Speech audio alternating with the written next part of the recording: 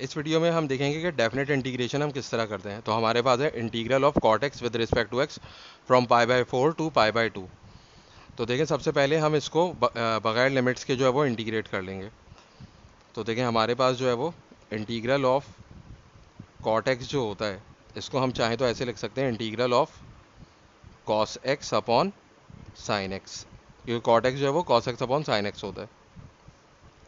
अब हम क्या करेंगे, ये जो डिनोमिनेटर में साइन एक्स है इसको यू सपोज कर लेंगे। तो let U is equal to sine X, तो डिफरेंशियल डी यू क्या हो जाएगा, साइन एक्स का derivative cos X D x.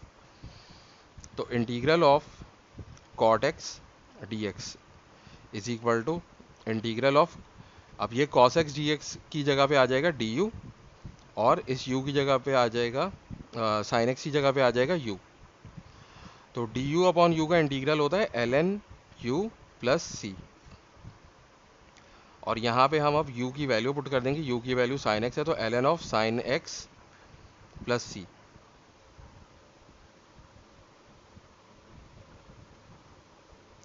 अब जो है वो हम डेफिनेट इंटीग्रेशन करेंगे, तो लिमिट्स लगा देंगे। लोअर लिमिट हमारे पास π/4 है और अपर लिमिट जो π/2 है, और कॉट एक्स का हमें इंटीग्रल कैलकुलेट करना है। तो हमें पता है कि कॉट एक्स का integral l n sine x है, तो हम यहाँ पे एल एन साइन एक्स लिख देंगे। लेकिन अब हम कांस्टेंट ऑफ इंटीग्रेशन यानी कि ये सी नहीं लिखेंगे, और अब यहाँ इसको हम एक ब्रैकेट में लिख लेंगे और ऊपर लिख लेंगे π/2 अपर लिमिट और लोअर लिमिट π/4।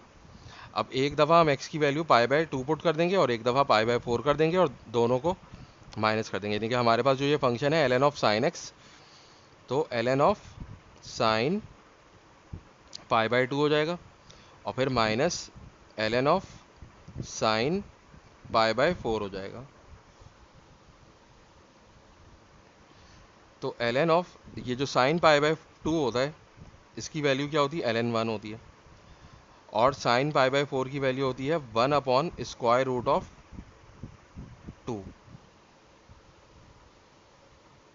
तो अब हम चाहें तो इसको एल एन 1 जो है वो 0 हो जाएगा, और हमारे पास minus L N of 1 upon 2 है, minus L N of 1 upon square root of 2, या simply minus L N of 1 upon 2।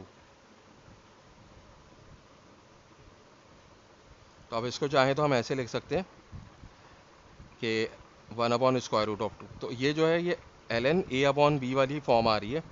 यानी कि अगर हमारे पास फ्रैक्शन में कोई चीज़ होती है और हम उसका लॉग ले रहे होते हैं, तो वो क्या हो जाता है, एल एन ऑफ 1 और minus L N of square root of 2।